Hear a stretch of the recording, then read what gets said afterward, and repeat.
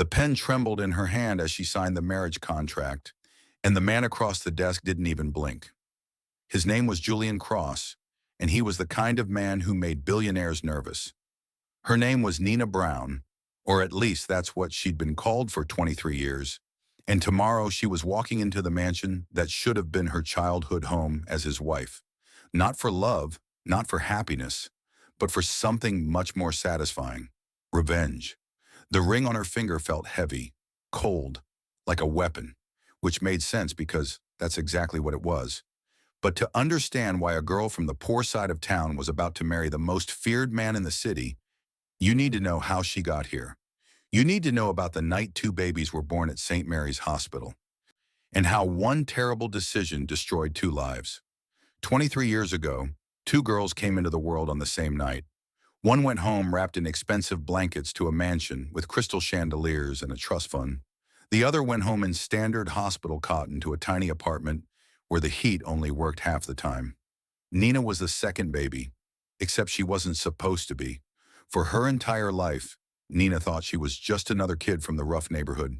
She worked at a grocery store after school. She studied under streetlights when the electricity got cut off. She watched the woman she called mom work double shifts at the diner just to keep food on the table. She never questioned it. This was just life. Meanwhile, across town in a world that might as well have been on another planet, a girl named Sophia lived in luxury. She went to private schools. She wore designer clothes. She had parents who loved her. She had everything. She had Nina's life. And nobody knew. Not for 23 years, until Nina's mom got sick. It started with headaches, then dizziness, then a collapse at work that sent her to the emergency room. The doctors ran tests, lots of tests, and that's when someone noticed something that didn't add up. The blood work didn't match. Not even close. A tired doctor with sad eyes sat Nina down in a cold hospital room and explained that sometimes mistakes happen, that sometimes babies get switched at birth, that sometimes the people you think are your family aren't related to you at all. Nina's world didn't just crack, it shattered into a million pieces. The Whitmore family wasn't hard to find. Their name was everywhere in the city, on buildings, in newspapers, on charity events, in business magazines. Daniel and Grace Whitmore owned half the downtown real estate and moved in circles where people wore watches that cost more than cars. Nina spent a week gathering courage. She borrowed money for a DNA test. She printed out the results with shaking hands. She put on her best dress, which was really just the only one without stains, and took 3 buses to the address she'd found online. The Whitmore mansion sat behind iron gates like something from a movie. Nina's finger hesitated over the intercom button. Then she pressed it. When the gates opened and she walked up that long driveway, her heart was pounding so hard she thought she might pass out. She practiced her speech one more time. "Hi, I know this sounds crazy, but I think I'm your daughter." She imagined tears, hugs, maybe even apologies. Grace Whitmore opened the door herself. She was beautiful in that polished way rich women are. Perfect hair, perfect makeup, perfect clothes. She looked at Nina standing there in her cheap dress and wrinkled the smallest bit of her nose. "Can I help you?" Nina held out the papers. Her hands were shaking. "My name is Nina Brown. I was born at St. Mary's Hospital 23 years ago. There was a mistake, a mix-up with the babies. These DNA results show that I'm your biological daughter." Grace took the papers. She read them slowly. Her expression never changed. Not surprise, not shock, not joy, nothing. Then she looked up at Nina with eyes as cold as winter. "This is unfortunate timing. Our daughter Sophia is getting engaged next month. We'll have our lawyers review this." Nina's brain couldn't process what she was hearing. "But I'm your daughter, your real daughter. Don't you want to?" "We'll be in touch," Grace said. Then she closed the door. Nina stood on that porch for 10 minutes. Cars drove past, birds sang. The world kept moving like her entire life hadn't just collapsed for the second time in 2 weeks. Over the next month, Nina learned exactly what the Whitmores thought of her. Their lawyers called, not to welcome her home, not to arrange family meetings, but to offer her money to go away.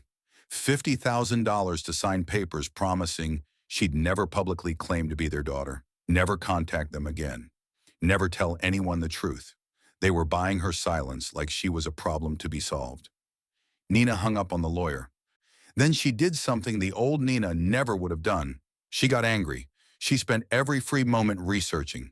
She learned everything about Whitmore Industries, their business partners, their competitors, their enemies. And that's how she found Julian Cross. Julian Cross was a legend in business circles. Not the good kind. He'd built an empire by being smarter, faster, and more ruthless than everyone else.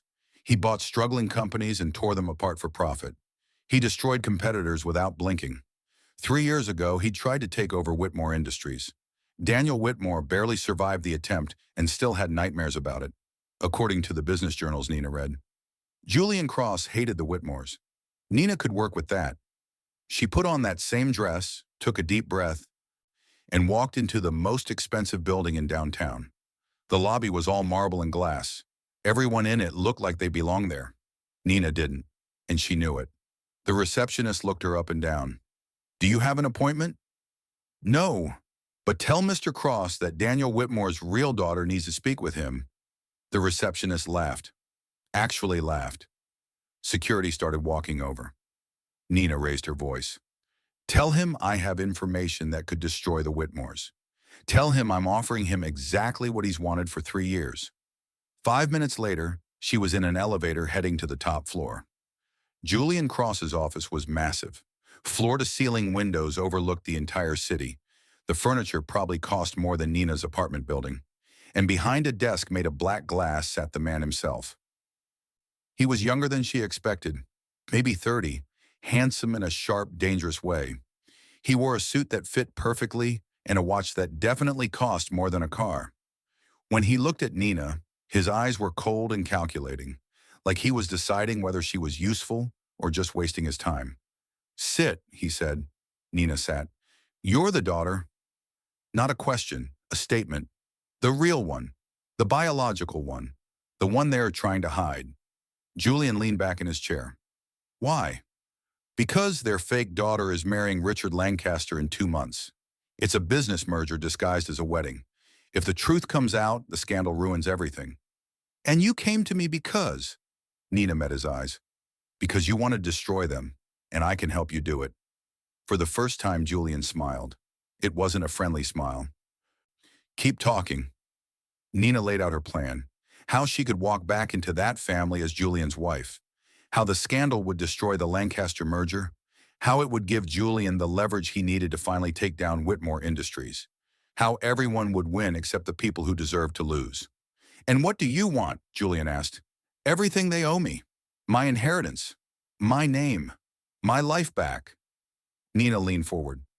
"And I want them to know what it feels like to lose everything." Julian studied her for a long moment. Then he stood, walked to a cabinet, and pulled out a thick contract. He dropped it on the desk between them. 1-year marriage. Public appearances only. You do exactly what I tell you when it comes to business. In return, I guarantee you'll get every dollar, every property, every single thing the Whitmores have. Nina's hand moved toward the contract. "And after the year, we divorce. You're rich. They're destroyed. Everyone's happy." She should have read it more carefully, should have asked more questions, should have thought about what she was agreeing to. But all she could see was Grace Whitmore's face. All she could feel was that door closing. She signed. That was 3 weeks ago. Now Nina sat in an apartment she never could have afforded on her own. Julian's assistant had rented it, furnished it, filled the closet with clothes that still had tags attached. Tomorrow she and Julian were announcing their engagement. Next week they were getting married at City Hall. And in 1 month they were showing up at Sophia's wedding as husband and wife. The woman Nina had called mom her whole life was too sick to know what was happening. She was in a care facility now, paid for by Julian as part of their deal. She still thought Nina was her daughter. Nina couldn't bring herself to tell her the truth. Some lies were kinder. Earlier that evening, Julian had taken Nina shopping. Not because he cared about her, because she needed to look like she belonged next to him. They went to stores where everything was locked behind glass. Sales associates brought out dresses that cost thousands of dollars. Julian sat in a chair scrolling through his phone, barely looking up. When Nina came out in a black dress that made her look powerful and dangerous, he glanced up once. That one, get 10 more. In the car afterward, he finally spoke. They're going to attack you, your family. They'll call you a liar, a gold digger. They'll dig up every mistake you've ever made and put it on the news. He looked at her. Can you handle it? Nina thought about her childhood, about working since she was 14, about eating ramen for days so the rent could get paid, about teachers who told her she'd never amount to anything, about Grace Whitmore closing that door in her face. I've handled worse, she said. Something changed in Julian's expression, almost like respect. Good, because once this starts, there's no going back. I know, Nina said. Now it was the night before everything changed. Nina stood in front of the mirror in her new apartment. She barely recognized herself. The girl in the reflection looked expensive, put together, like someone who belonged in Julian Cross's world. But inside, she was still that girl who'd stood on the Whitmore's porch begging to be loved. Her phone buzzed. A text from Julian. Car picks you up at 9. Wear the blue dress. Don't smile too much. They need to believe you're dangerous. Nina typed back a simple, okay. Then she sat down and opened her laptop. She'd been doing more research, digging deeper into hospital records that should have been sealed. And she'd found something that changed everything. The baby swap wasn't an accident. Grace Whitmore had known from the beginning that Sophia wasn't her biological daughter. She'd known Nina was, and she'd chosen to keep Sophia anyway, because Sophia's real mother was Grace's sister, her dying sister who'd made Grace promise to raise her baby as her own. Grace had kept that promise. She just never planned on anyone finding out that she traded her real daughter to do it. Nina stared at the documents on her screen. All this time, she thought she was rejected because she wasn't good enough, because she didn't fit into their world, because there was something wrong with her. But the truth was so much worse. Grace had chosen, deliberately, consciously. She'd looked at her real baby and her sister's baby and decided which one she wanted to keep. And Nina had never stood a chance. Tomorrow, Nina would walk into that mansion as Julian Cross's wife. She'd stand in the home that should have been hers and face the woman who gave her away. And she'd ask the only question that mattered. Did you ever love me? Even for 1 second before you traded me away?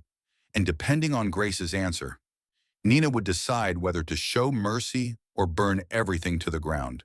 But honestly, after finding those records, after learning the truth, after understanding that her entire life had been decided before she was even old enough to have a memory, Nina was really hoping Grace gave her a reason to destroy her.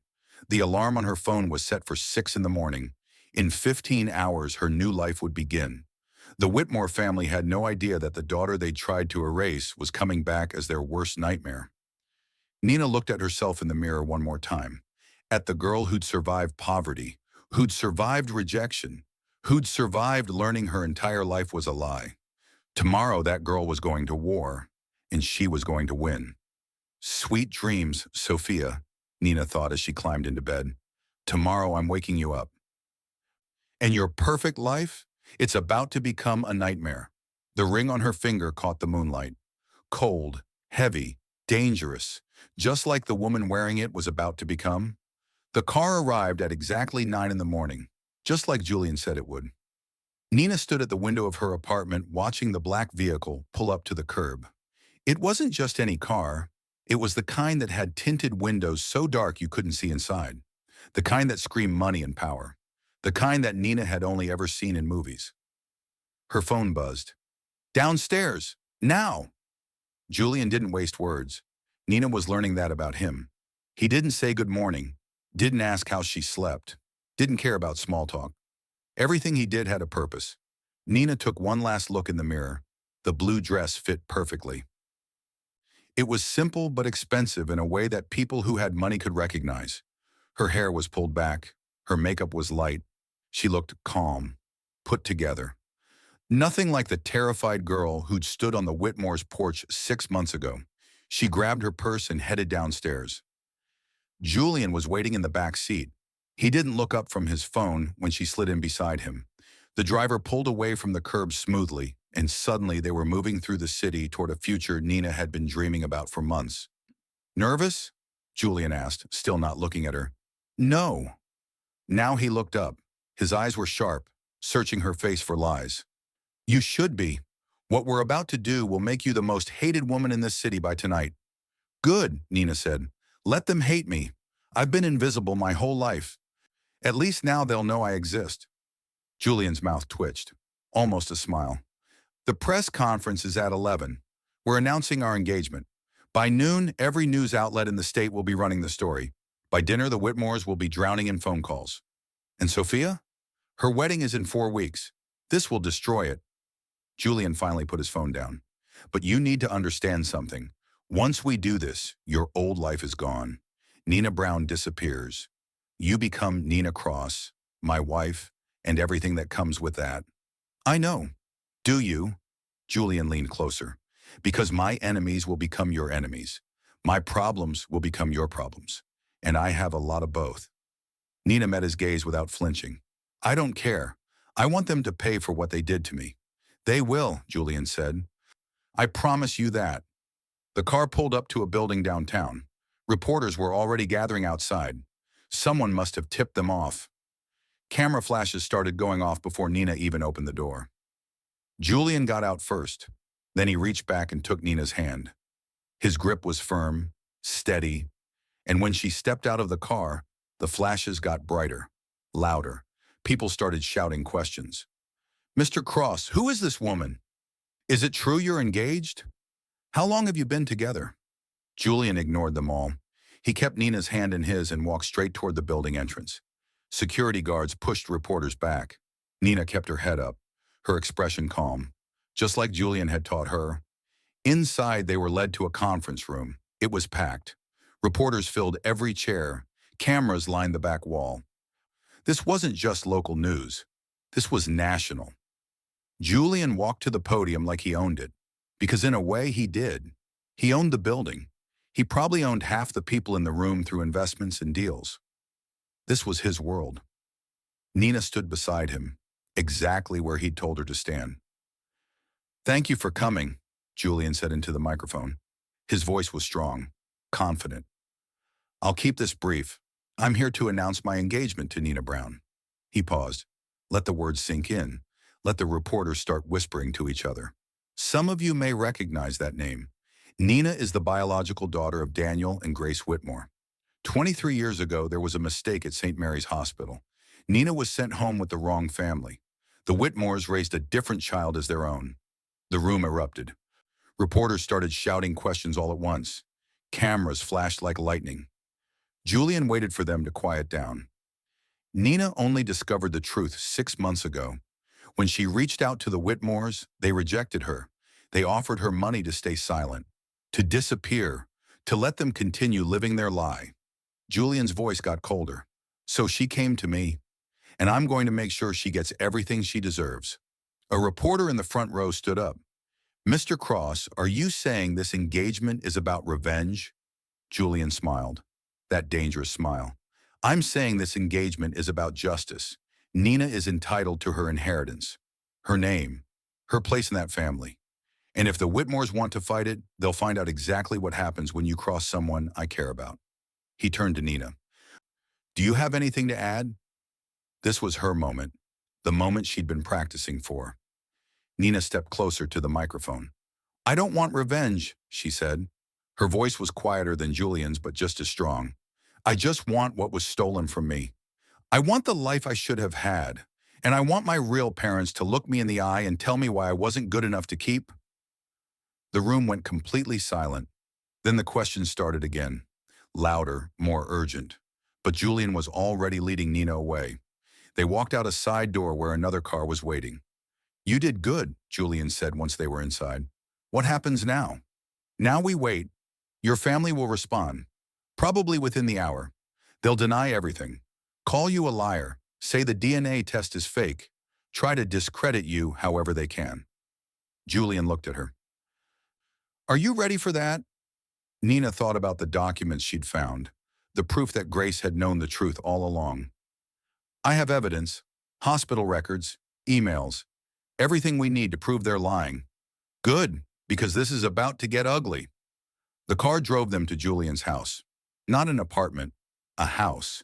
3 stories of glass and steel on the edge of the city, with a view that made Nina's breath catch. "You'll stay here now," Julian said as they walked inside. "It's safer, and the press will be watching your old apartment." A woman in a suit was waiting in the living room. She looked up when they entered. "Julian, Nina, the Whitmores just released a statement." She handed Julian a tablet. He read it, then passed it to Nina. The statement was exactly what Julian predicted.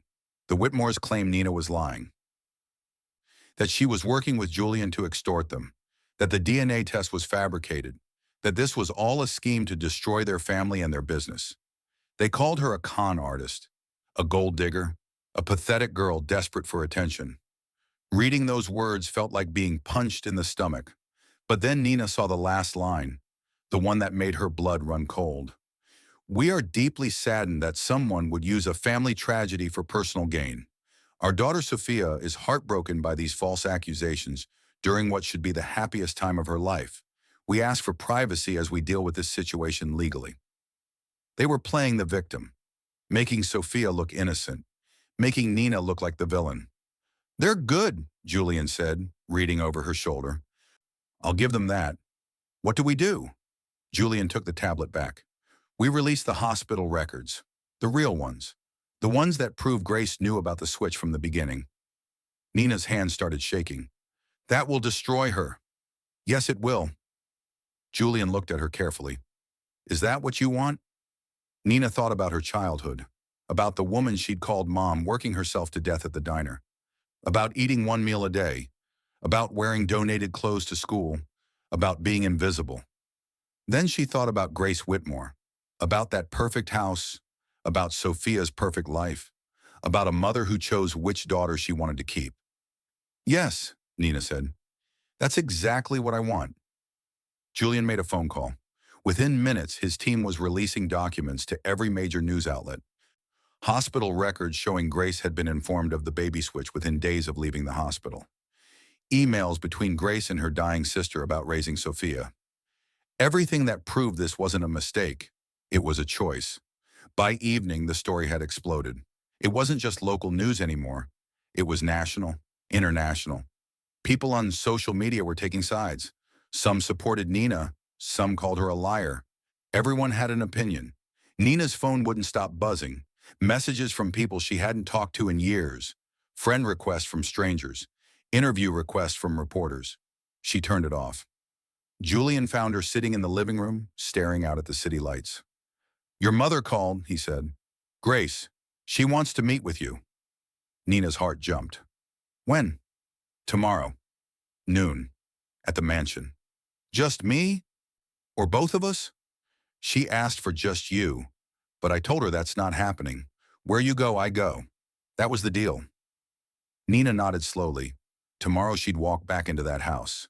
Not as a beggar, not as someone asking for scraps, but as Julian Cross's wife, as someone with power, as someone who couldn't be dismissed anymore. "What should I say to her?" Nina asked. Julian sat down beside her. "That depends. What do you want from her?" "I want the truth. I want her to admit what she did. I want her to tell me why I wasn't good enough. And if she does, if she admits everything?" Nina was quiet for a long moment.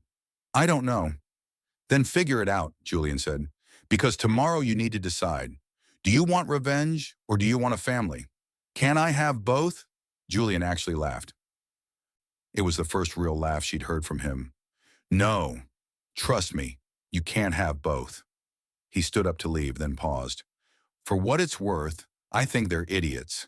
Anyone who would choose the wrong daughter over the real one doesn't deserve either of you." Then he was gone, leaving Nina alone with her thoughts. She pulled out the DNA test results she'd been carrying since this all started. The paper was worn now, folded and unfolded so many times it was starting to tear, but the words were still clear. Nina Brown and Grace Whitmore, biological mother and daughter, 99.9% certainty. Science didn't lie, but people did, and tomorrow Nina was going to find out exactly how many lies had been told. She looked down at the ring on her finger. The engagement ring Julian had given her for show. It was beautiful, expensive, cold, just like the revenge she was about to take. But as Nina sat there in that massive house overlooking a city that used to feel so far away, she realized something that scared her more than anything else. She wasn't sure anymore if she wanted revenge or if she just wanted someone to love her. And that question was going to haunt her until she walked through those mansion doors tomorrow. Until she looked her real mother in the eye and asked the only question that mattered. Why wasn't I enough?